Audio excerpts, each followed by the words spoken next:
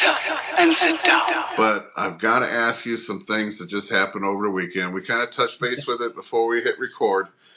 And I know I just read literally minutes before we even got on, you have a tattoo of one of CM Punk's tattoos?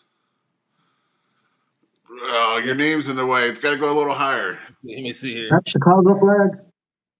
There you go. Okay. Yep, there you go. So, yep, Punk's my guy, man.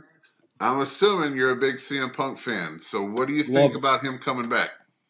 You know, I'm thrilled. I first met Punk when he was doing the UFC thing. I was actually in Chicago working the UFC event, and I got to interview him. And he was great. I mean, he treated all the people well. He answered every question we asked. He was friendly. So I had nothing bad to say about him. And then I met him again in Chicago along with Mick Foley a couple years later. And I actually went up to him. I said, "Hey, Phil, do you remember me?" And I told him. He goes, "Oh, yeah." He goes, "You were at the UFC event at the United Center." I said, "Yeah, man." So I have nothing bad to say about him. Anyone I've ever met that has worked with him in any type of aspect has nothing bad to say about him. I will say he has a very brash personality. He is blunt. And let's face it, in today's society, if you are a blunt person, people tend to not like you. Mm-hmm. Because we have a society now of a lot of people who are thin-skinned and they don't like to take criticism. And Punk's the type of guy, he don't give a damn who you are. He's going to tell you what he thinks. Right. And he's got that old school mentality, which is what I respect about him. So, when he went to AEW, I was thrilled. And, I was not happy with the way things ended. I don't think he got the fair shake. Yeah. I don't think things were all his fault by any means. But WWE is where he's meant to be, and I hope that it works this time. I think it will. I think it looked like Seth had a good reaction to it. Hey, that's going to be a feud, man. I'm telling you, that's going to be a hell of a feud. That's going to be the thing right there. But I have never heard a pop like we heard Saturday night. Oh, yeah. We got to meet him in Vegas, and I would agree. Like, he had places to be and stuff, and seeing fans surround him, and he took that time out to speak with anyone who wanted to. Yep. Yeah, he was very nice, very respectful.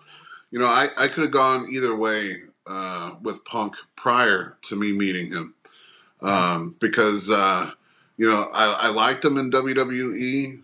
I didn't really know what truly happened that he quit and then went to UFC and he didn't really do too good in UFC. No. I was glad to see him come out of retirement for AEW. And then, I don't think there's too many, too many roosters running that place. Yeah. And I think that's because anywhere Punk goes, he always seems to be to try to be the leader.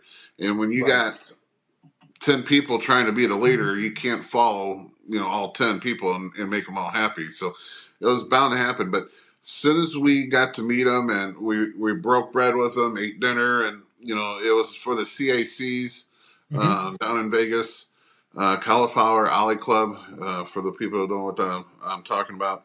But he was so respectful. And I became a fan of him that night. And then anyone who kept booing him, because this was right between where he's suspended, but he wasn't fired. Yeah. And then everyone kept dogging him. I was like, no, you just don't know. If you ever met the guy, you would realize what he's about. And I was so happy when I heard his music kick on. And again, all the way up until that point, everyone was like, if he comes in, we riot, Why invite a cancer back into the locker room and all this stuff? And to me, I've been on shows with Seth Rollins, and it's a long story, but I ended up the biggest guy in the locker room ended up being a referee for one of his matches too. Mhm. Uh, we went to a show and the promoter didn't show up. The ring was there. There was no referee. And so the boys put on the show. And we were like, who wants to be a ref? No one wanted to be a ref. So I was like, fuck it, I'll be a ref. So Yeah. I'm the biggest guy in the locker room, but I ref the whole night. you know. But there was a thing with Seth Rollins back when he was Tyler Black. Yeah. And a big to do in the locker room. And from that point on, I knew there was another side to Seth. So as much as that he might be playing into this, I hate CM Punk. I'm sure there's a little bit of truth into that too. But that always makes the best storylines when you can bring a little bit of truth into things. Absolutely. So, and they're both athletic as heck. So I bet you it's going to be a great series of matches because I'm sure it's not going to be one and done. No. Yeah, but with Seth and Randy coming, or with CM Punk and Randy coming back, Seth might have two storylines where he could be adversaries against two people. Well, we'll ask the doctor. I don't think it's going to be that route. I think eventually they're going to put Randy against Roman Reigns. I think that would be kind of like where they go with it. But I don't know. What do you think Even about with that? what Randy was saying about Uso, what about that? Yeah. Well, out of everyone in that locker room, who can beat Roman Reigns? Yeah, I think Randy. Randy is one of them. Who that can or who will? That's the thing. I mean, Yeah. man, I am so happy Randy's back. Speaking of guys that I have nothing but respect for, um, I remember him as a young wrestler, and I couldn't stand him because the arrogance that he put out was Little just cocky. awful. Very cocky. Yeah, I mean, he was like Ric Flair without the accomplishments. There for a while, He was but killing legend after legend. oh man, but I love the guy. I am whenever somebody talks about Randy Orton, I'm the first one to say, yeah, he's from my hometown. Right? And Randy was always very nice to me. He was actually in Toronto for SummerSlam, and I was supposed to be there with my buddy Joey, and my flight wound up getting canceled, so I couldn't make it. Well, we had a meet and greet scheduled with him. And Joey actually had him FaceTime me. Him and his wife called me on the phone and did a FaceTime with me for like 10 minutes, just talking to me, catching up and stuff. So Wow. I have nothing but respect for him. I'm glad he's back. There's a little bit of a debate going on. Was it the right time to bring Punk back Saturday night with Orton coming back? Does that kind of overshadow his return? I can see Um, that.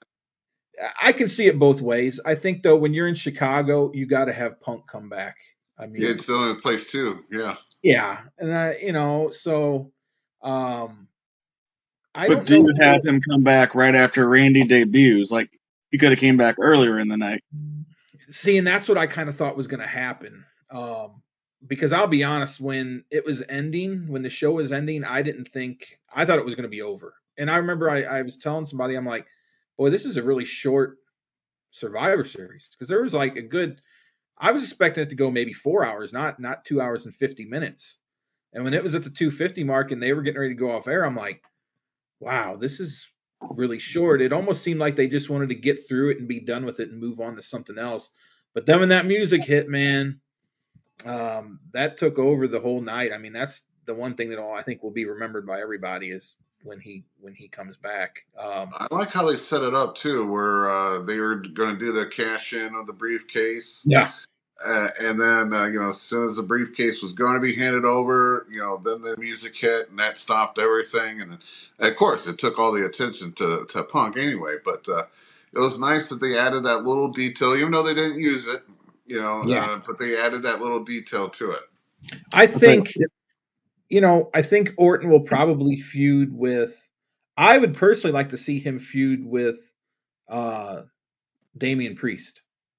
I'm a big Punishment Martinez fan, and I really like the guy. I think he's got the makings to be a star in WWE. Mm-hmm. So I could see Randy feuding with him. I think already tonight he's going to feud with Dominic, so that'll be fun. Um, Dominic looked scared to death when Randy challenged him tonight, so I was kind of cracking up. I was a big Dom hater for the longest time. I thought he was horrible, and he has really surprised me. I think he's one of the best heels out there Yeah, right now. he's definitely come out of his his closet, I guess you would say. But Yeah. yeah, Well, because he's when he prison was with hardened his after dad, 3 days. Go ahead, Bobby.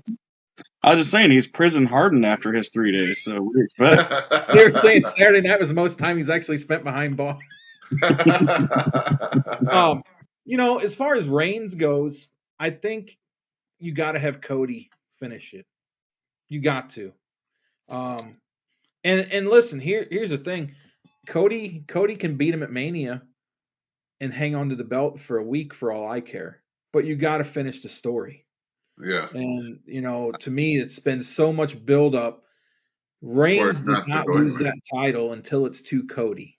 And Yeah, if that doesn't happen, there's something wrong. Now, that's not saying Cody beats him at Mania and then maybe Orton turns on Cody because there's history there. yeah, there is. And let me just say, Orton's at his best when he's a heel. And that's what I was going to ask you. Seth Do Rollins is usually the when same you way. Seth Rollins is a natural heel. Mm-hmm. Yeah, I was going to ask you. Usually, when you're gone and then you come back, you usually, if you're a babyface, you change to a heel, and vice versa.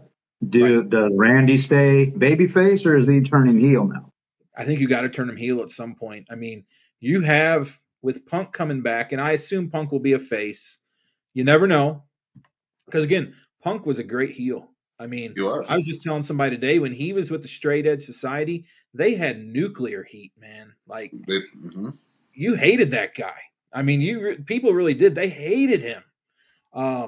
So I think though you keep Punk a face, I could see Orton eventually going heel again because I think that's what he enjoys. I've heard him give interviews and he stated he loves being a heel. It's just his natural persona. So I think you got to let him go back to being a heel. You give Punk a bunch of new guys like when he ran Nexus, and you kind of play off of some of all the AEW stuff, and kind of be the overbearing freaking. Maybe this is what you're supposed to do, and play into all that. I almost like it as him being like a lone wolf. Don't align with anybody, and I'll tell you what I think is coming down the line. If I was a betting man, come WrestleMania, I think you're going to see CM Punk and Stone Cold Steve Austin. I honestly do.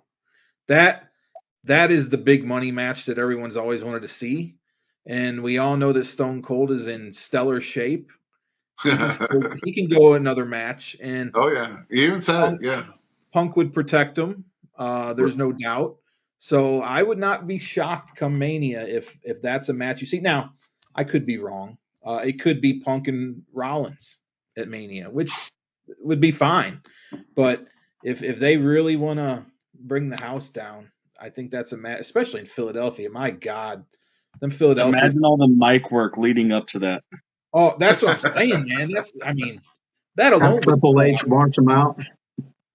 Yeah. I mean, and it all depends on if Stone Cold would be willing to do another match.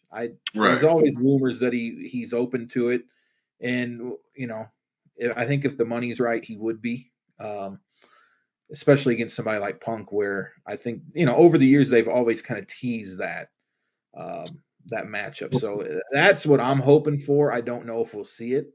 TKO is not afraid to spend money. No, that's the thing. They're not, and that and I just read they're paying him Roman money right now. Roman and yeah, Brock. they've expanded their dates for next year beyond what the McMahon said. Yeah, and they're doing all these overseas shows now, Australia and France, I think, wherever they're going. But it's getting crazy, man. All the different out of country shows they're doing. Doesn't it kind of make you wish you would have bought some stock? Yeah. I bring it up to Bob all the time. I said, Bob, didn't they offer you stock or anything? because he still gets a check from WWE. You know, the licensing. You know, he just had a new figure come out, and every time a new figure comes out, a little bit of money comes his way. Yeah. And I said, you know, I know, you know, that it wasn't a traded company when you were there. I said, but in hindsight, you could have bought some stock, especially with Randy coming up, you know, doing so great, you know, and I'm sure Randy has got stock in the place or had stock in the place. Mhm. Like, man, that stock kind of shot so high when there was rumors going around that they're going to be bought. Yeah. But I do want to, just from talking to Bob all the time, you know, I speak with him every week at the training facility.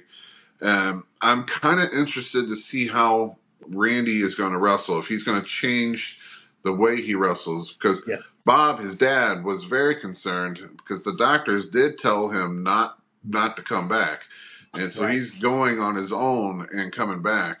Um, and you know, it's kind of shocking to me because when I kept asking Bob, I said, "Hey, any news? Is Randy going to come back soon?" You know, prior to this whole thing with Cody and this last weekend.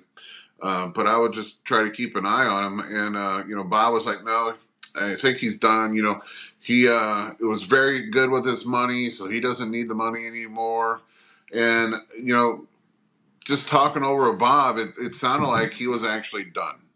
Yeah. And then like 2 weeks, maybe it was 3 weeks. Bob told me, he goes, you know, Randy was up at the NXT place and So, yeah. you know, working out. And I said, so what does that mean, Bob? Is he goes, well, I think he was just trying to see what he can do. He hasn't really made up his mind yet. And then I found out, you know, of course, everyone at the same time, once, you know, Cody had said that, you know, about Randy coming out. So I was like, Bob, how come you didn't tell me that your boy was back? And he goes, oh, it's a Survivor Series already? I said, yeah. I said, it's in a couple of weeks, Bob. He goes, oh, well, yeah, he's coming back for Survivor Series. I was like, what the fuck? But I just want to see, you know, kind of like how Stone Cold, when he broke his neck, Yeah. he transitioned from a technician into a brawler. And I want to see what Randy does because, you know, his RKO, that's landed on his back. Yeah. You He know, dropped it tonight. and I know, and he did it Saturday as well. But I wonder how much effect it's going to have if he keeps a full time schedule. You know, I Yeah. haven't seen Bob yet this week. I'll see him tomorrow. But I don't. I don't know if he's signed to a full time schedule, or if he's going to be kind of like a Roman Reigns, where he'll pop in and out, or what. But I Even would. when you find out, we can't air it. Yeah. oh well, personally, I'll be able to find out though. You know, I would. Go ahead. Go ahead. No, I'm good. Good. I mean, I would expect him to work more dates than Roman. Uh, Yes. you know, but also, you know, I kind of look at the WWE as, you know, basically they were dead set against Daniel Bryan coming back, but it seems like they've been a little bit easier going about Randy coming. Well, And I Daniel know a Bryan though. brain, but you know, as someone I've had a spinal fusion myself, I'm Uh, fused from the neck all the way down. So I know the pain that I'm in on a daily basis, just being 42, and Randy, I think, is right around my age. You know, yeah, um, he's our age, so he actually was in. When I was going through my training, he was in the class right before me because okay, he actually started at MMWA. yeah, And really, not that many people know that because he always claims that he started in NXT down in Florida. yeah, But I'm sure that was just for the WWE side of things. right, But so he was in the class before me, and they had, of course, his posters all up against the wall. You know, the St. Louis promo posters. You know, so he was a Bobby Cena. He was kind of a chubby guy until he made his way down south. But I mean, um, we've posted that picture everywhere. but yeah, They he's closed around that our thing age. again. I don't know. It's still there. He just was kind of fast tracked, you know, having that phone number in his back pocket. So right, yeah. One other thing, as we're talking about CM Punk, and I hate that this is running long because I know we normally try to keep our time down to about an hour, and I don't know how long we've got. Well, we're out to almost an hour and a half now, but stories are fun. Yeah, I know. Last thing I want to talk about that it just dropped today. What do you think about Sunny? She looks like she's going away for 17 years. I don't know if you heard that verdict or not, but that is one lady who's totally messed up her whole life. She started out with being a pill popper, and then of course the cheating scandal and everything, and then switched to alcohol and yeah, I mean literally I seen it right before we came on. That's why I wanted to bring it up. But yeah, 17 years for vehicle manslaughter, I think is what she got. I think it should be more. Yeah, me too. I agree. Me personally, if you get behind a wheel drunk and you kill somebody, to me that's no different than murder. You go away for 25 to life. And listen, she had opportunity after opportunity after opportunity to clean her ass up, and that's what I was going to talk about. So I don't feel sorry for her at all.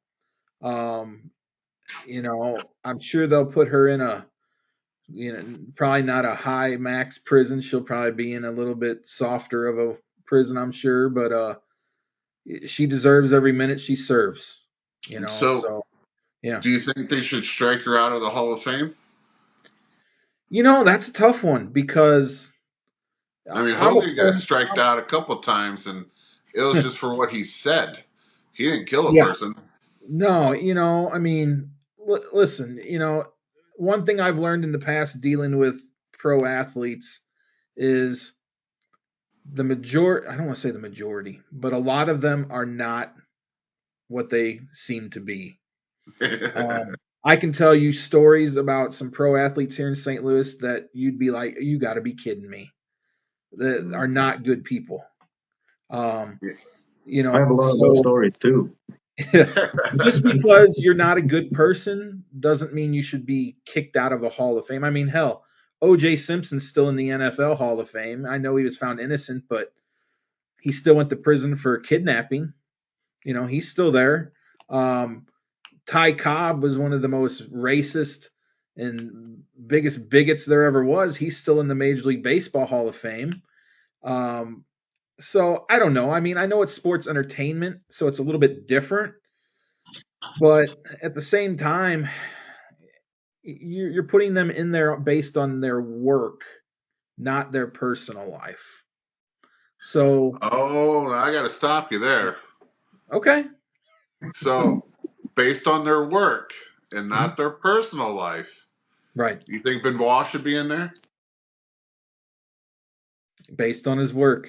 I will tell you this. I sat in on an interview with Heyman one time, and he talked about Benoit, and I believe his quote was, "One of the top 5 wrestlers I've ever worked with.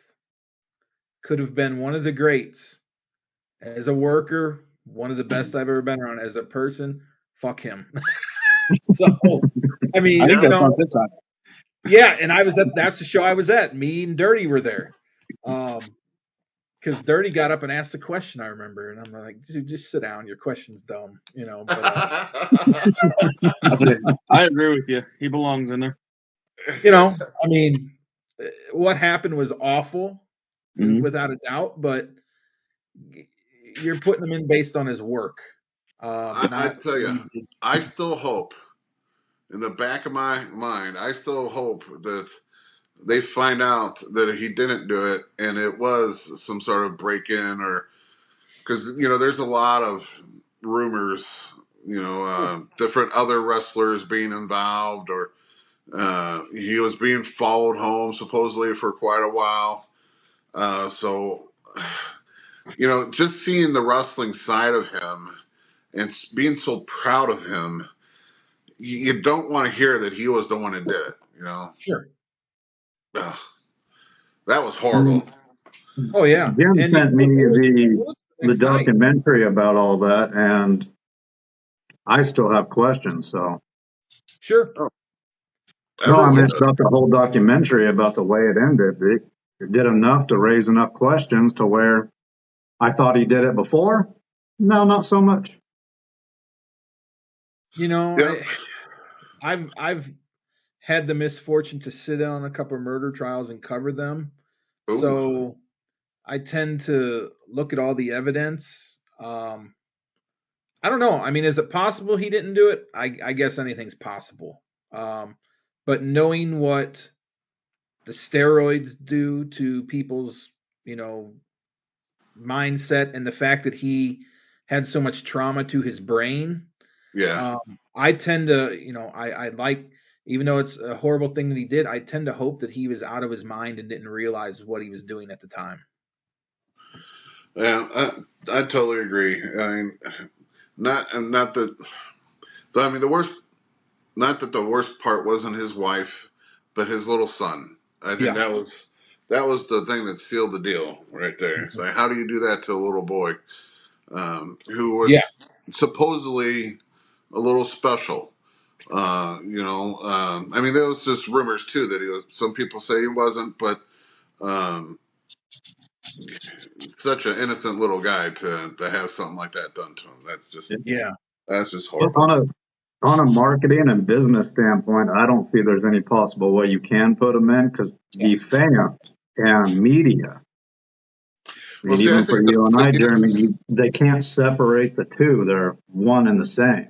I Right. think the fans would vote him in, but I think the media would just trash it to where it wouldn't be right for him to go in. I think fans our age and older would. Right. Fans younger than us, like I said, we're in a different day and age now where we have a lot of soft mentalities, and not to be offensive to anybody, but people look at things differently than we did in school. I mean, as an educator who's in high school now, I see the things these kids get upset about, and I'm like, are you shitting me? Like, they're beating Yeah, I the feel hell out of sorry this for you. guy. I'm like, I you're call gonna them, I cry call over them this, tissue really? paper. They're all tissue paper kids, is what they are. The adults are tissue paper too. Any Yeah, little breeze that is different from what they think at that time, and they just fall apart. right, right, exactly. So, I think our generation probably would be okay with him being in based on his body of work and his career, but I Yeah. don't think a lot of other people would. Yep. So I do going to ask you, and this will probably be one of the last questions. I have never been, and I know these two guys have never been to a WrestleMania. What is it like to be at a WrestleMania, man? Man, I can speak being there as a fan and then being there as, a photographer slash reporter. It's two different experiences. As a fan, the first one we went to was 30 in New Orleans, Mm-hmm. and of course that was Daniel Bryan's big championship win. Oh, Um, Man, it was a blast. The whole weekend is nothing but professional wrestling. And at the time, I think what really got me to become even more of a wrestling fan was that WrestleMania, because I had not been exposed to a whole lot other than WWE at the time. And when we went down there, we took in WrestleCon, we took in some indie shows, and that's when I first got a new kind of love for Ring of Honor at the time. And so every time we would go, every year we would go, we would make sure to take in, a Ring of Honor show. mm-hmm. When we were in New York for 35, we went to the Garden for that big Ring of Honor show there. So just getting to experience all the different things for a weekend, man, it is a wrestling fan's dream. And I had my one buddy that went with us to Orlando, I think for 33. Um, he couldn't afford to go at the time. And I talk about him in the book a little bit, but I actually paid for a lot of his ticket to go because I wanted him to experience it, Well, with me and Dirty, because it was that important to me. Um, I've been to every major sporting event, Super Bowl, World Series, NHL. Nothing compares. Nothing. It is just an experience for the fans. And that's really what the whole weekend is. It's just a big festival for the fans. I mean, if you're strictly a WWE fan, there's plenty for you. They have the access, they have the Hall of Fame. Now they got SmackDown the night before. Now it's a 2-night deal, so it's even bigger. Yeah. Working as a photographer, I will tell you, I don't get I don't become a fanboy for anybody. I've been next to Patrick Mahomes, who I love dearly, and I didn't even ask him for a photo. I'm very professional when it comes to anything I cover. And I was at SummerSlam last year in Nashville covering it. And they took me down onto the field through the tunnel that the wrestlers actually came out of. Oh, wow. And as I'm walking, and I was there by myself. Dirty and his son were in the crowd. They had dropped me at the media entrance, and I'm walking in by myself. As soon as I go through the media entrance, Kane is standing right there in his suit, because he's the mayor. And which again, I didn't fanboy out because I'm like, oh, it's Kane, big deal. I'm walking through this tunnel, and literally anyone is back there just hanging out. So I see like Booker T just chilling. I see, Corey Graves, Jeff Jarrett, Jerry Jarrett, and then all of a sudden, The Undertaker. Oh, yeah. And I even said out loud, I go, holy fucking shit, it's The Undertaker. And dude, it took everything I had not to walk up to him and ask him for a photo. That whole night was just a magical experience. I sat next to Beth Phoenix because Edge did a run in then, and she was bitching the whole night about how she hated the angle and all that. So that was kind of interesting. Bill Apter is always around, who I'm looking forward to seeing at the Fan Fest this year. Bill is a class act. The Tennessee Titans, the whole team sat next to me. So I literally talked to Mike Vrabel on and off all night because he's an ex-Chief. So I felt like, I had to talk to him. And then I met Derrick Henry.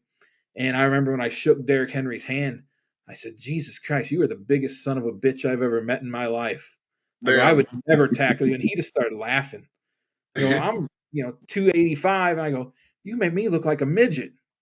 I mean, he's just, so just getting to experience being around, all these different people, was something that I'll never forget, and part of, while I'm there as a journalist, of course, but part of my fandom starts to come out, and it reminds me of being a little kid, and, the little kid in me starts to come out like, my God, I'm next to all these guys that I watched as a boy that I grew up watching, and the only one I've never met is The Rock.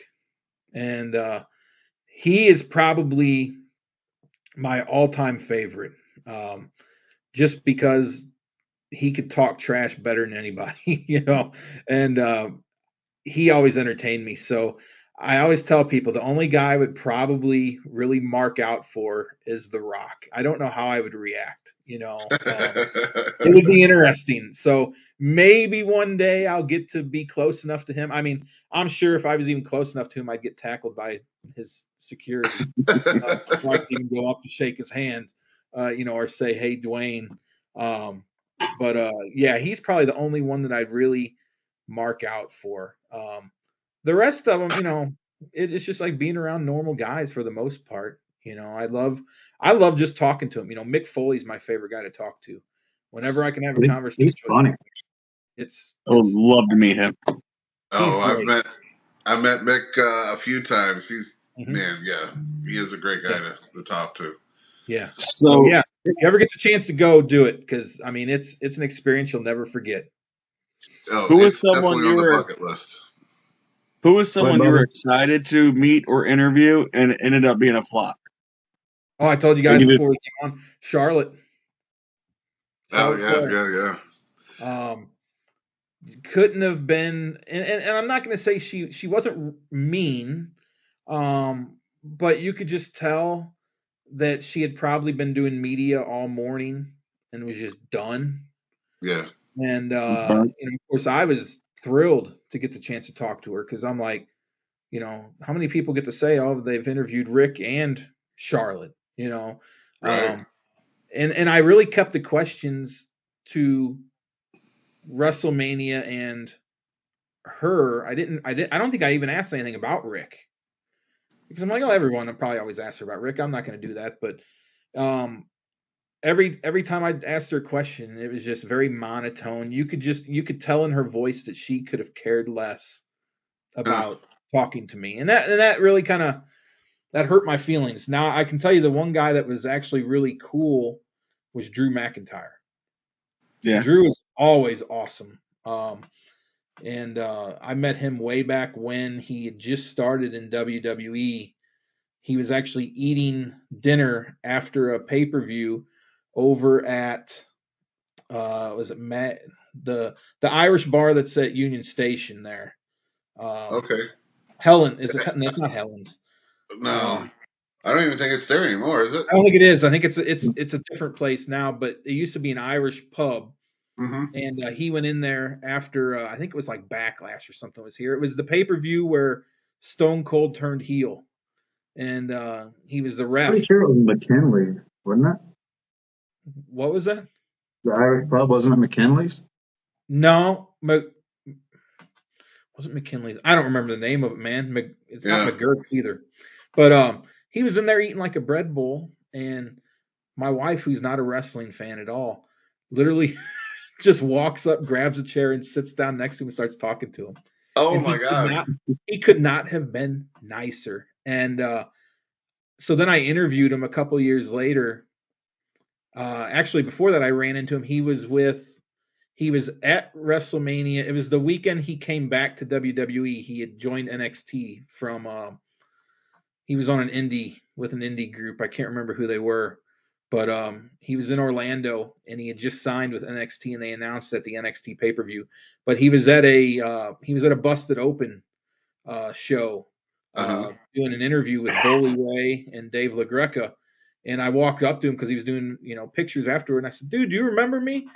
And he goes, yeah, you're the guy you're the lad from St. Louis. I go, yeah. Then I interviewed him, a couple of years later, I guess probably 2 or 3 years ago, I interviewed him and again, couldn't have been nicer. And that's the thing. Most of these guys are super friendly. If you approach them right. I had a run-in with Batista one time and he couldn't have been less friendly either. We were staying down at the Union Station Hotel for a pay-per-view over at the Scott Trade Center.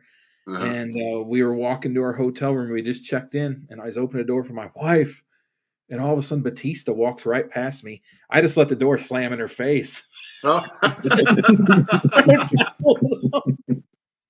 Well, he wasn't supposed to be on the show. It was a secret. He showed up at the end of the pay-per-view, but no one knew he was going to show up. Well, when I seen him, I guess he was trying to get away. He wouldn't say a word to me, but then apparently after the show, he was at the bar having a good time with all the fans. So, that's cool.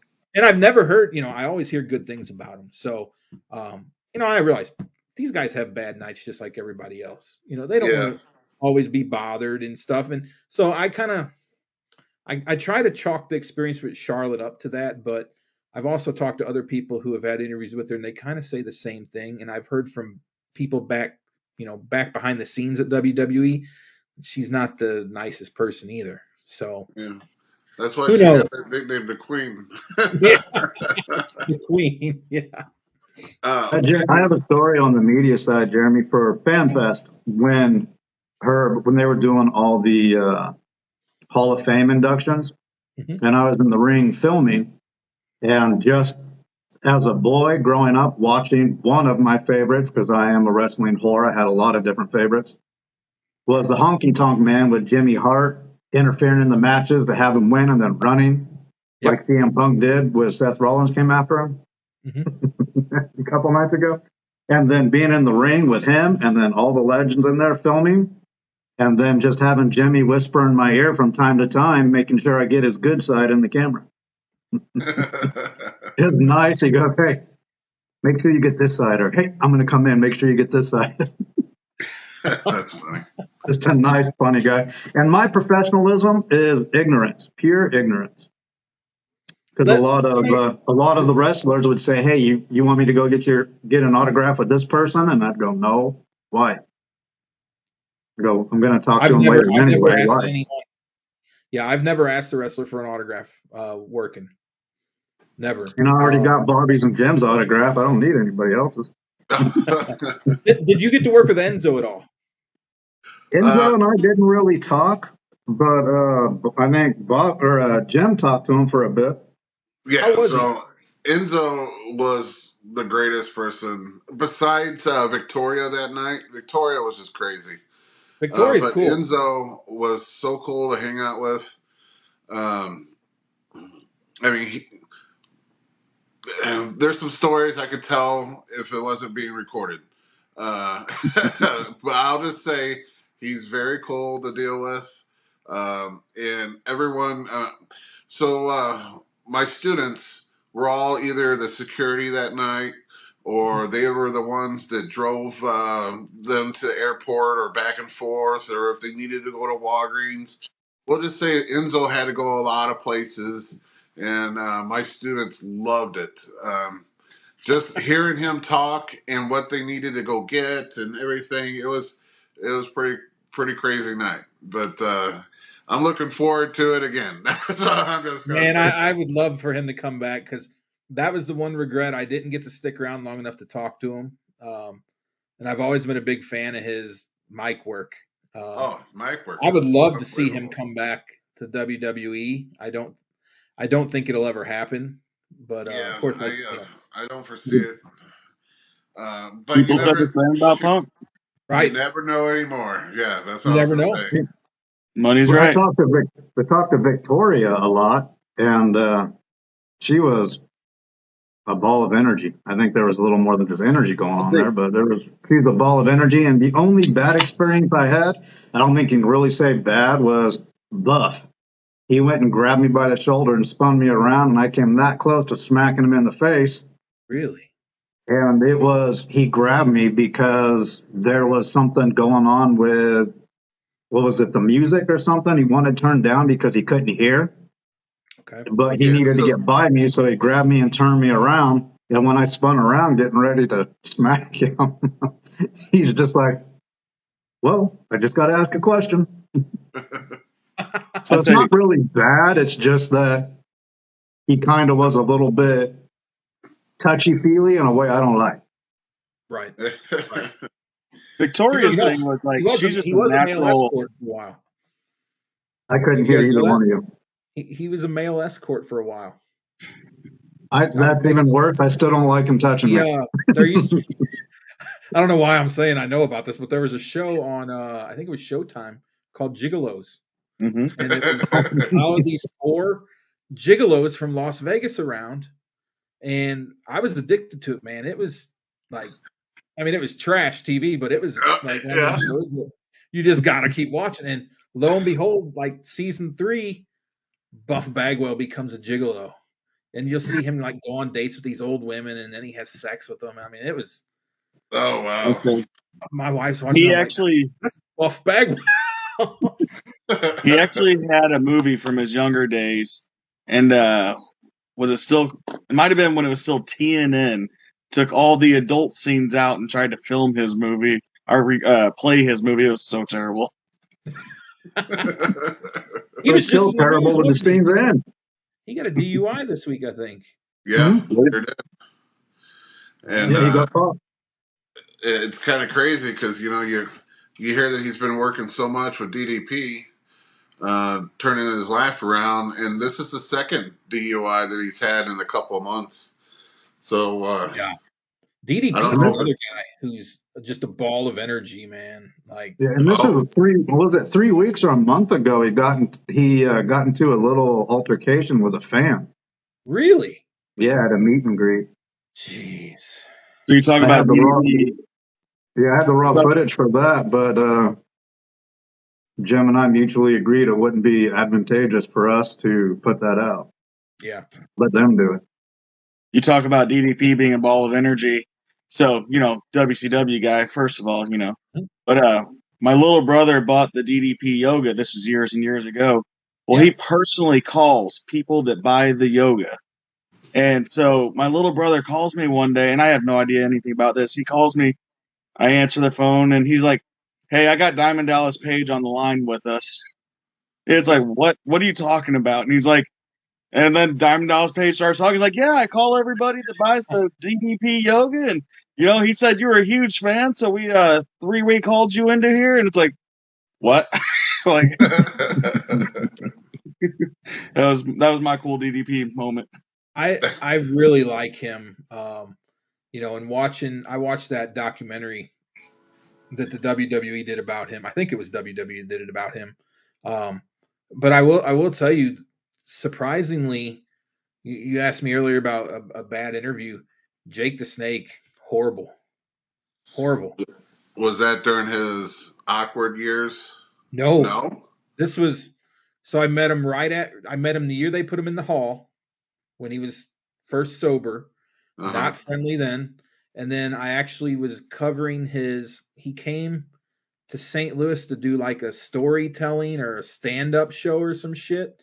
Uh-huh. The dude hung up on me twice for a scheduled interview. Oh And wow. I'm just, yeah, and his son, I guess, was his manager or setting it up. And he kept apologizing. He's, I don't know what's wrong. Well, second time I called him, he was outside smoking a cigarette. And he's like, God damn, it's 25 degrees out here. It's cold. Click. I'm like, what? I'm like, what? It's like he didn't know what the hell was going on, So Uh-huh. I didn't even go to the show. I was so pissed about it. I told the person who's giving me a ticket, I'm like, just keep him. I'm like, I'm not going to give him any press. Like, I wanted And, 15 minutes with the guy, and it was scheduled and rescheduled, and then he flaked on both. Was and this just that's about? something we talk about is because I have questions about the ones who commit to come on and then don't. Right. And for me, it's why they know without the media, without people like us, Jeremy, the podcast, and Jim and everybody, without us, they don't get paid. So Right. why are they pricks to us when we are trying to put them out there in the best light possible? Exactly. Why do it? They're not Yeah. going to get paid unless we help them get paid. And that's the thing. I never have put anyone in a negative light ever in any interview I've listen. I had an interview with a very famous rock star. I won't say his name. Rock star / actor. That might give it away. Give it Um, away. who was a total asshole. I walked out on the interview at the pageant with him. A year later, his band came back to play Hollywood, and he actually banned me from covering them because Wow. I told him to his face what a prick he was. But I didn't put any of this out there. I never published anything, but I told him to his face what an asshole he was. And so he had me on their not allowed list. So the manager literally came to the box office and said that he had pulled my tickets an hour before I was supposed to pick them up and wanted a letter of an apology from Oh me. wow.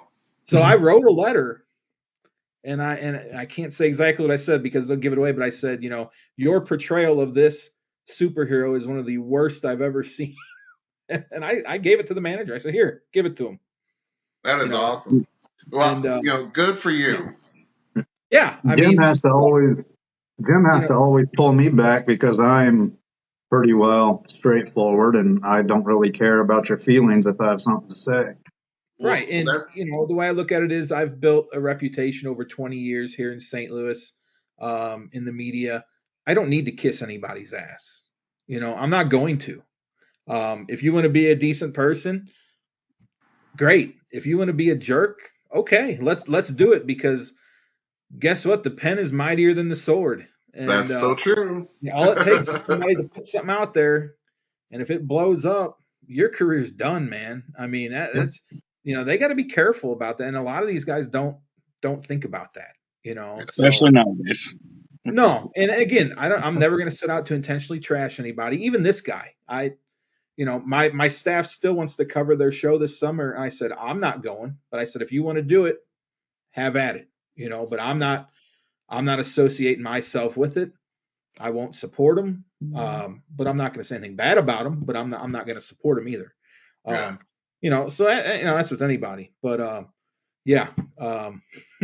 you stick around long enough, you realize not everybody's who they seem to be all the time. And that old saying, don't meet your heroes because you'll be disappointed. That does hold true a lot. Yeah. It sounds like you got quite a few stories of ones that didn't disappoint too, though. Oh, absolutely, man. And that's why I keep doing it, because that it's always fun.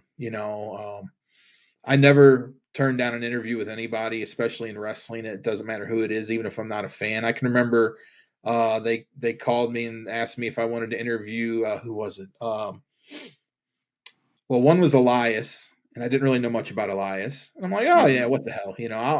I saw him playing on Bourbon Street at WrestleMania. Why not? I can talk to him about that. Another one was not Apollo Crews. He was he's a guy that took the head dive underneath the ring, running out in Saudi a couple of years ago. Titus O'Neil. Yeah. He wanted me to interview Titus, and I'm like, what has he done? I'm thinking, but I wound up looking into him, and he does all kind of charitable stuff. So it turned out to be really He's cool. done a lot behind the scenes now. Yeah, he does a lot behind the scenes, and it's actually very, very cool to listen to, some of his, stories and the things he does for the company. So I never turn anyone away. I never would think that I'm too good to talk to anybody, even if I'll even talk to the NXT guys and do stuff on them, because to me, those are the stories that will get noticed, because not many people know about a lot of these younger guys. Everyone knows. Everyone knows everything about John Cena and Undertaker and Stone Cold and all, Seth Rollins and all these guys. It's these young guys coming up that people don't know a whole lot about. And for me, one of the interviews that I would love to do is Eddie Kingston. I would love to talk to Eddie Kingston. I think that'd be a crazy one. Eddie, Eddie's story fascinates me. Eddie fascinates me because he's very out there about the mental issues he's had in the past, and things he deals with depression. I find that very fascinating that a wrestler would come out and be very vocal about that in today's society. Because years ago, if you'd come out and talk about that, they'd be like, "Oh, this guy's he's done." Yeah. Right. But I love Eddie, and it's hard for me to find a lot about AEW anymore that I like. But Eddie and Swerve are the two guys that I'd love to talk to. And actually, I was supposed to interview Swerve, and that was right around the time he left. So I wound up talking to the big guy that was with him that they just released. What's his name? Was it today? No, it was big black guy, wasn't it? Yeah, he was in. Yeah, one of the one guy from Hit Row. Yeah, God, what the hell is his name? I just read about that today. And actually, what they were just showing him on TV about was what he talked to me about. He does a bunch of charity work for teens in Maryland. He does a big food drive at the Maryland football game because he played football at Maryland. I think it's AJ. His real name's AJ something. But he was great. We talked for probably a good 45 minutes just about, his football career and, how he looked up to The Rock as a kid. And when he got to meet The Rock, what that was like, same with Coach. I got to talk to Coach a couple years ago. He's great, man. And, there's not a lot of love lost between him and WWE anymore. So I was kind of expecting him to really rip him, but he was nothing but cordial. So, that just shows his professionalism. Right. You don't want to bring him into business. So do you have a story that you wanted in the book, but like just trying to condense it down, couldn't make it? So yeah, I had one that I almost held the book up. So the book originally, it took me almost 2 years to do the whole thing because um, I didn't really get going on it hot and heavy until probably June this past summer. Is when I really laid into it and spent hours and hours and hours. Um, but I had just sent my book to my editor, and I did first of all, I did everything myself, like all the promotion and stuff I'm doing on my own. Um, I was going to go with the PR company here in St. Louis that I work with a lot, and I just decided, you know what? I self-published. I did everything on my own. Why not do this on my own? I figured, I have enough connections. I'll just start making some phone calls, getting the word out, do it all myself. So that's what I've done. But when I sent it to my editor, I was reading something on SE Scoops or something like that, or it might have, yeah, one of those sports websites. And they had a little piece about a teacher in New York. And he had started a pro wrestling club after school where the kids got together and watched professional wrestling every day. Wow. And he would show them certain matches and teach them about the art of professional wrestling. And they've actually had like Sasha Banks come in and talk to him. Swerve was there. A bunch of different wrestlers have dropped by and talked to these kids. And they're literally called the Wrestling Club. You can see stuff all about them online. So I called the guy. And first of all, he was hard as hell to get a hold of. I'm like, as a teacher, I figured, well, I'll just type in his name at the school and his email should pop up. It didn't. So I tried reaching out to him on Instagram. Well, he's also a professional singer. So he was actually like doing shows at the time. So I couldn't get him. And I waited as long as I could. And finally, I had told my editor, I'm like, go ahead and put the thing to bed. Well, the guy calls me that day. Oh, wow. And he's like, I know you want to do this story, but the problem is the school has to give me permission to do any interview. So I said, well, what do you need me to do? He goes, well, you need to email this media person at the school and they'll get back to you. They never got back to me. No. So the story got left out. I really wanted to put it in, but it just didn't work out, and I think it would have added a little bit of flavor to the book. Because that's something I've never heard of. Yeah, I mean, and as a teacher and as a wrestling fan, I'm like, man, this would be awesome. Like, yeah, and they're getting to go to WrestleMania this year. Like, they've raised money to pay for WrestleMania tickets for this whole group. So cool. This teacher's taking like these 20 kids, and these are like middle school kids, like 7th and 8th graders. Mm-hmm. And he actually had a video of them today watching Punk show up Saturday night, and these kids were going nuts. They're all chanting CM Punk, CM Punk. I mean, it was awesome. So that would have been a story I really wanted to add to it. It just, for time reasons, it just didn't work out. There were a couple stories left on the editing floor just because I didn't feel they fit the book. The overall kind of main idea of the book is the passion for pro wrestling. If you've read it, I think you can kind of understand that. And some of these other, a couple of the other stories that I was told, and it was nothing against the people. I'm just like, it just doesn't fit. Like, and I even kind of talked to my editor about it. I'm like, what do you think about including this? He's like, I'd take it out. He goes, it kind of throws the whole, idea of the book off a little bit. So, there was some things that I left on the floor and left out, but everything that I really wanted to get in, I got in. Derek Baker was the big driving force that I really wanted to make sure I did justice for in the book. You can find him on Baker Banter. That was a cool Survivor story. Series. He was at Survivor Series, and they actually just released a video tonight of I think he thought it was over when Punk came out. And see, there's a video of him and Punk from AEW. Yeah. He gets to go backstage at all these events. Right. And he's backstage here in St. Louis when AEW was here a couple of years ago, and first he's talking to Cody, and then Punk walks up, and Derek gets down on his knees and starts bowing down to him, and then just grabs Punk. I mean, just grabs him and bear hugs him, and he goes, "You're my hero." And Punk goes, "No." He goes, "You're my hero, man." And he couldn't have been nicer to Derek, Right. And that story to me was very important because I grew up with an uncle with Down syndrome, and being a teacher, I work a lot with kids with autism and things like that. So that had a special place in my heart. And actually getting to sit down, I actually met Derek and his sister.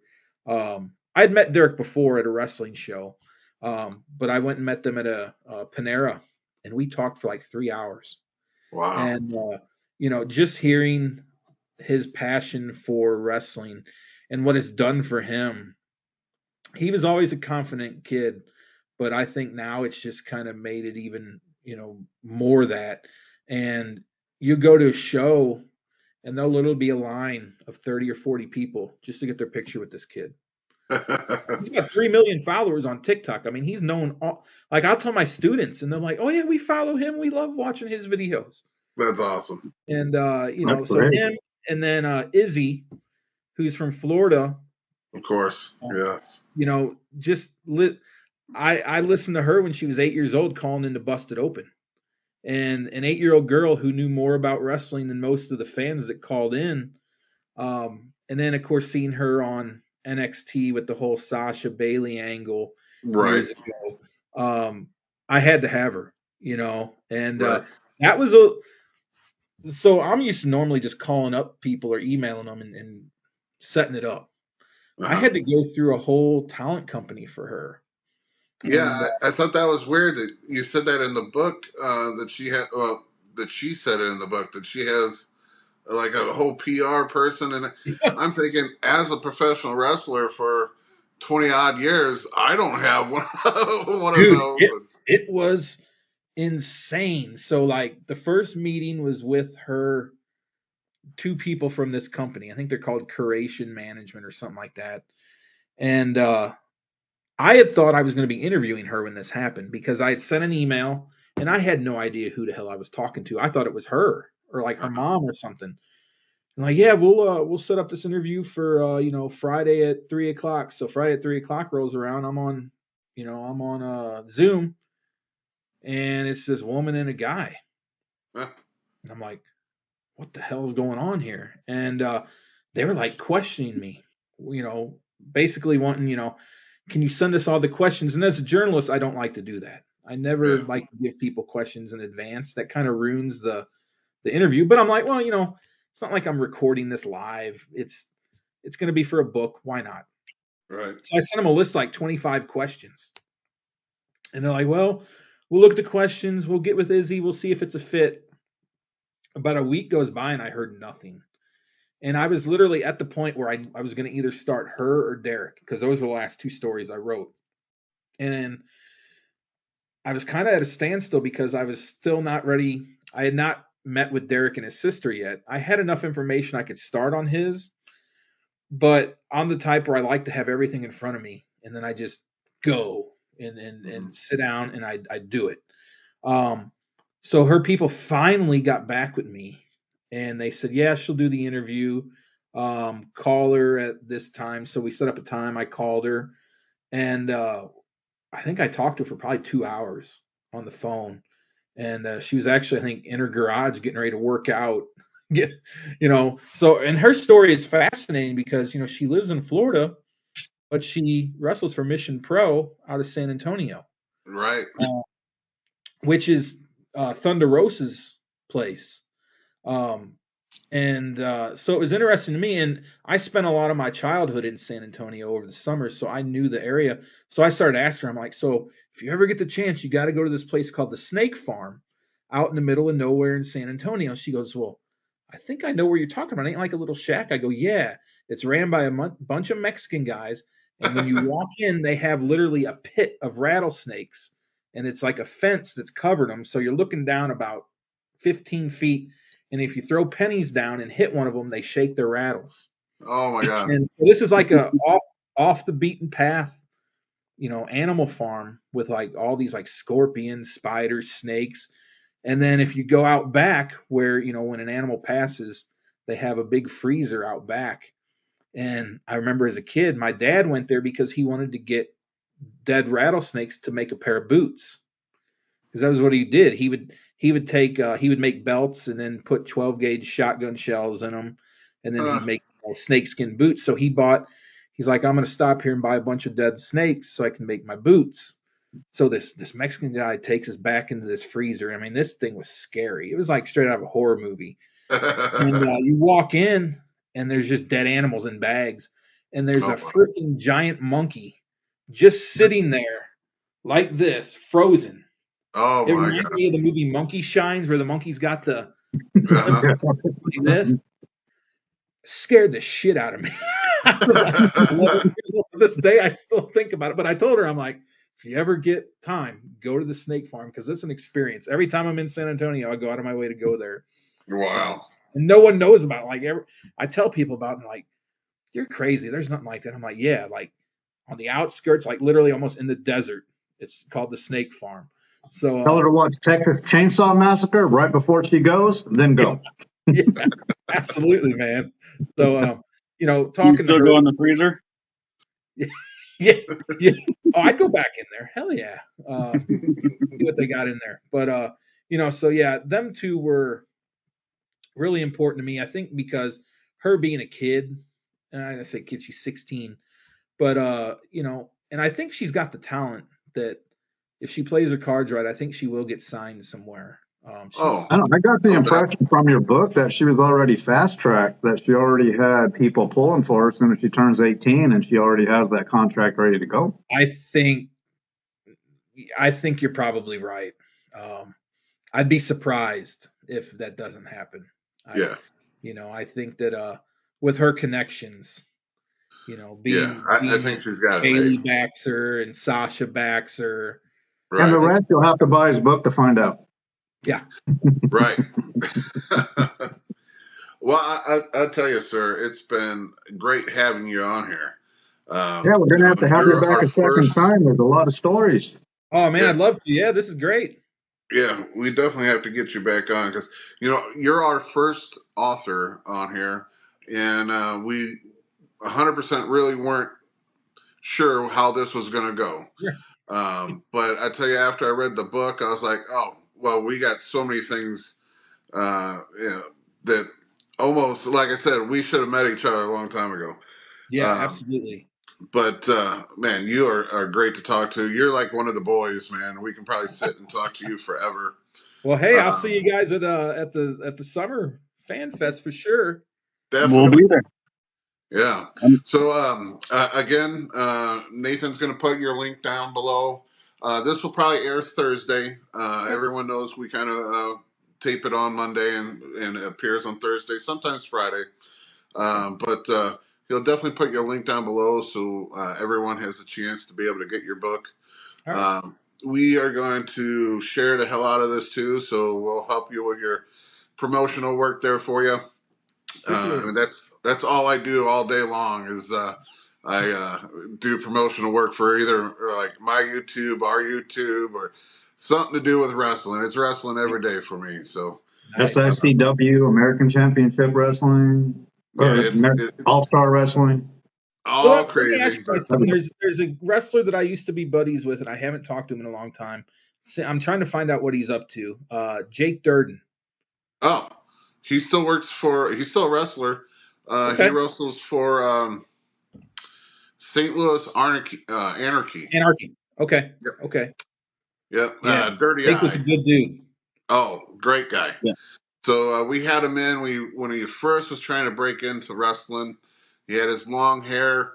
He looked just like Bruiser Brody. He did. And we had him kind of like doing that type of action in the ring and everything. Where, I still remember another fellow wrestler was telling him, "Hey, we want you to do this gimmick where like you kind of see flies, so you react to them, but they're not there." We want you to do the whole huss, that Brody did, and he did it great. and then he left us because he got signed to that. It was a fly-by-night guy that came in. The Kansas City promotion. Yeah. Yeah. So yeah, I mean that took him away for a few years. But I tell you, it was probably the best thing for him because at the time there is no independent wrestler that had a contract that had health insurance and everything else that guy got. Yeah. So it was a great thing for him to do it. But yeah, so you can still catch him there. I still bug him every now and then. But yeah, I don't know what made him cut his hair, but he cut his hair, so that's. I didn't know he did. Oh, he did. Well, you know, he used to be like an accountant or a banker. Yeah. Yeah. It's crazy what our day jobs are. I'll just tell you that. Man, you know, and since I've been kind of promoting this and I've been getting more involved in the indie scene here in St. Louis, like the one thing that I think irritates me more than anything is nobody seems to get along. Like everybody's always fighting with each other. I'm like, what the hell is going on here? There's a lot of wrestling. Well, just figure that there's a lot of wrestling companies, and they always want to dabble in someone else's area. Yeah. You know, back in the day when it was a territory system, you know, it worked smoother because you knew where the border line was. Yeah. Well, nowadays it's if I can get a building cheap enough in your area, I'm going to do it. You know, try to steal some of your fans, and it's crazy. And in Illinois, you don't have to have a promoter's license or insurance, so they pop up all the time. You know, and you'll have one wrestler get pissed off at a promoter, and his way of getting them back is, well, I'm going to start my own. You know, so it's. And shameless plug here, Jeremy, is if you have 4 hours to kill, we have 2 podcasts we did, one with Herb Simmons talking about that exact thing, and the other one is our controversial one about a rule that's been self-imposed by the wrestlers, that we talk about all that with the hatred or the mistrust or the not getting along issue between the promotions in this area. The funny thing about it is if you're a wrestler, most of the wrestlers get along. Yeah. It's just that a lot of times it's the wrestlers that turn promoters that kind of rub people the wrong way. But for the most part, if you're a local independent wrestler, you know who to work for. You know who's going to pay you what you discussed. And because there's a lot of shade tree promoters who will promise you the world until you get there. Yeah. And then they disappear when it's supposed to be payday time. Yeah, Bobby got a hot dog for his effort. Yeah, you know, a lot of hot dogs and handshakes and a lot of broken promises. But you just got to be smart on who you work for. That's I mean, you know, SICW is about the only company I really know, and that's you know, through Herb. I am supposed to be doing a signing at a show over in my hometown for WrestleMax. So I don't know much about them. I don't know much about them either. I think they're a newer company. I think KLD's involved with them. Okay. So, and I've known him since I was young. Yeah, KLD's a pretty good guy. But you know, so I'm gonna go over there and do that. I think they're gonna have Sammy Callahan there. So I was kind of interested because the word is he's signing with AEW. So I know what you're talking about because he's actually doing a seminar. I'm going to be doing some of my guys over there. They're going to take, and I tell my guys too. You know, don't just listen to Bob. Don't just listen to me. You need, in order for you to make it, you got to spread your wings and fly. Yeah. And the more seminars you can hit up, the more you know, training places like. The guy from the Rock and Roll Express has got one now. Oh, Morton. Ricky. Morton. School of Morton. Because Kurt was going to go there. Kurt said he's going to drop in there, yeah. Yeah. And then you got the one, Tom Pritchard. You know, he's got a good one down in Kentucky/Tennessee area. You know, so some of my guys go down there. And, you know, I love it too because they sometimes bring back what they learned and then I apply it, you know. So it's the only way to get around is just, you know, get in that car with a bunch of guys and go and hit these places up. Right. You know, but Real yeah, quick, so that's cool. I'm kind of selfish here. I'd like to go on forever, but we are at over 2 hours, so we're gonna have to break Yeah. this into two. So Because that just means we got to have you what we back on. wanted to do, Jeremy, is we wanted to have one section where we talk about your book, to where we can get that out, and the other one, what we've been doing for the past hour, is bullshitting about everything else. Sure. Because we knew it would be fun. Yeah. Yeah. So Yeah. So how thank you far you again for want to coming go? on. We'll definitely, if you don't mind, we'll ask you to come back on again, just as a Absolutely. buddy talking. If you got something to promote, we'll promote it too. Be happy with that. Okay. Yeah. Anytime, guys. I do think you need to do a book about your interviews. I think that will Yep, fly off the shelves too. that I've would been be told awesome. that. I'm afraid I'd get sued by some. Well, just do Can you get the sued for good tell all? interviews. I'll be honest. I was a little concerned about that with this book because if you look at the cover closely, that's a photo that I took at a WWE. That was at the Royal Rumble here in St. Louis. Oh wow. And if you look, that's Seth Rollins diving through the ring on the Roman Reigns. Oh. And so what I did was I went into Photoshop. I turned it black and white so it made it harder to see. That's why the cover's black and white. People are like, why ain't it color? Why ain't it color? I think it kind of pops better black and white. But I edited out the W on the ring, on the corners, Uh-huh. because each ring pad has the WWE logo. So Right. I colored those out, and then I also kind of messed with Roman's face so you can't tell it was him. Blurt it out a little bit. Blurted Good out. So thinking. I was legit concerned. I actually talked to a lawyer just to make sure because I'm like, I was shooting those. WWE allowed me to shoot those. They gave me the access. So can I use this photo?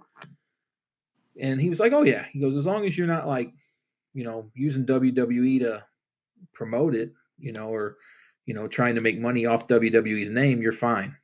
So, And then that's sensitive for us too, because we are one of the best kept secrets, I guess, as wrestling podcasts go, because we have from WWE to journalists like you that watch our podcast, but nobody promotes it. And part of it is because we've been targeted twice, once by WWE, which we were able to kind of make peace with that, and then another one by claiming, just shit that wasn't true, that we didn't have the rights to use something that Herb owns, which we have the rights to everything.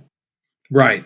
Yeah. And so And a big thing, like a lot of the things I wanted to show from WWE about what happened from War Games, yeah, it just, I can't do it, even if we do it for journalistic purposes, because, they watch they and they'll do, tag man. it. They really watch. They've they've shut me down. Like when I first, so working with them was very difficult at first. It took me 2 or 3 years to really gain their trust, to where when they first would come here, all I would get was a couple tickets to a SmackDown or a Raw or a house show. Um, Once they knew that I was trustworthy after a couple years of working with them, then I would get, if they did a pay-per-view here, I'd get access to that. Once I showed them I could handle that, then I was able to get, pretty much any show I want to go to. Like now, like legit just today, they emailed me the application for Royal Rumble if I want to go.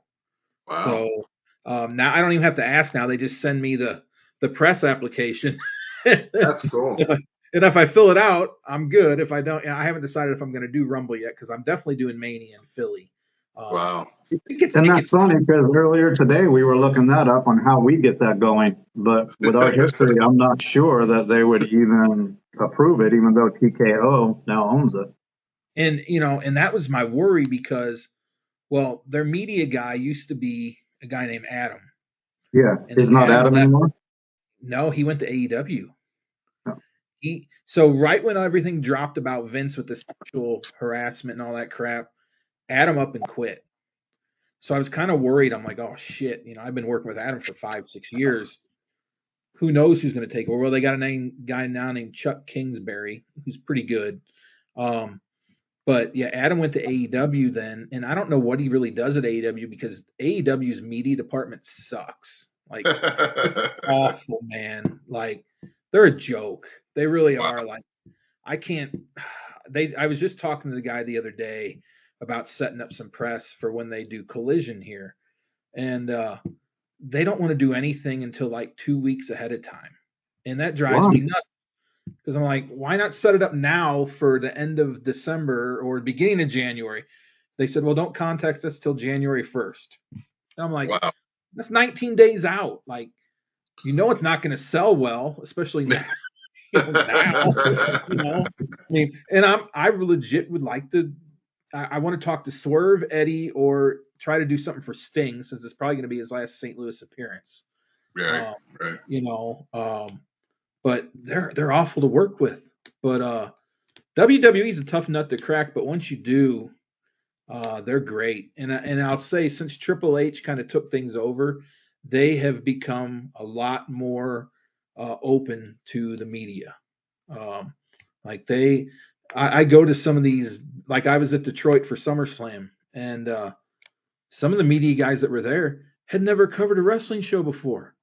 Wow. And they're like, yeah, we're from, up Michigan or up near Canada, and we saw it was here, and we just thought we'd come cover it. I'm like, and you don't know shit about wrestling, and they just let you, they hooked you up with a pass? Damn. Yeah, we just had our editor call. I'm like, Jesus, man, I guess they're starting to let anybody in now. Well, hell, Jim, I might be able to get in now. As long as the McMahon doesn't show up, it'll be fine.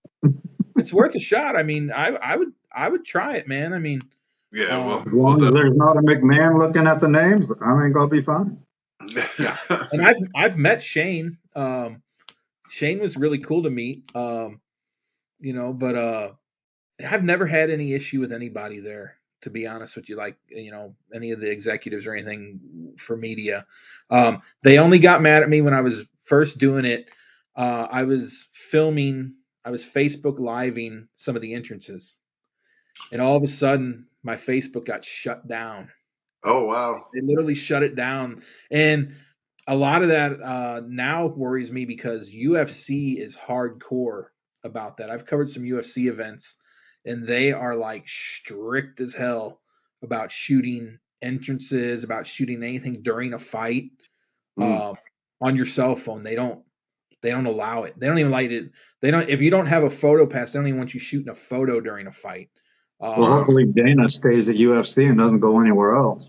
I tell you what, man, you talk about a major league prick. Yeah, Dana's an asshole. I've interviewed him twice, and I can't stand him. He makes my skin crawl. He's just damn. All right. I've got to cut this off, guys. Yeah, man. We're still just keep talking and talking and talking. I will pencil you in. I'll probably get a hold of you in the next couple of days and get another date in, because this is great. We can definitely talk another 2 or 3 hours. But I'll tell you about my first wrestling injury. I was 8 years old. All right, man. Shut up. All right, thank you for coming in. We're going to help you promote this book. It's a great read. You guys need to go pick it up. And again, if you like content like this, please like, subscribe, comment on our channel. We'll try to keep figuring ways to get more people on here like this gentleman, and we'll continue to bring it to you. So you guys have a good night. And from the Squared Ring podcast, we'll see you next week. Pleasure having me on, Jeremy. All right, guys, take care.